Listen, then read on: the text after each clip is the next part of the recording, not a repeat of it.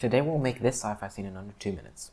To start, we'll be making the dodecahedron, which will be the cage around the crystal in the middle. To do this, add an icosphere and set the subdivisions to 1.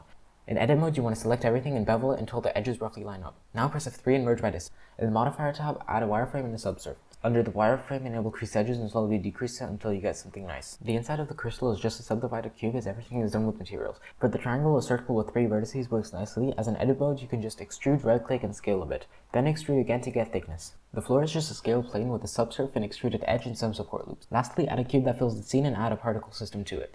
Then add an icosphere to use as floating balls that are spread throughout the scene. Now just tweak the particle system by changing settings such as the render object, the emission source, scale, and scale randomness. Now it's time for the materials. Let's start with a crystal. It's basically just a Voronoi node mixed with some noise which drives the displacement. Quick note, you need to change the displacement type from bump to displacement and bump to get good results, as well as using cycles, as Eevee doesn't support displacement in the shader yet. If you want to use Eevee, you could use a Voronoi texture on a displacement modifier and use the noise as a bump map. Now add a gradient texture set to sphere with the texture coordinate object output going into the vector. Then add a color ramp set to B-spline and increase the contrast. Use the multiply node to set the brightness, as the gradient texture is what drives the emission strength.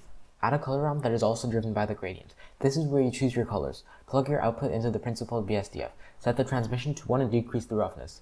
The cage around the crystal has a metallic material with low roughness and a gray color. The triangle and the floating balls are just emission nodes with different colors, and the floor is just a principled BSDF with low roughness. Position your camera nice and low to give your scene scale and get some nice reflection on the floor. After rendering, do some simple compositing. Enable use nodes, and because I'm using cycles, I'm going to add a denoise and a glare node. Then add curves with a fairly aggressive S-curve. That's it. You can download the scene for free on Gumroad, link in the description. I hope you enjoyed. See ya!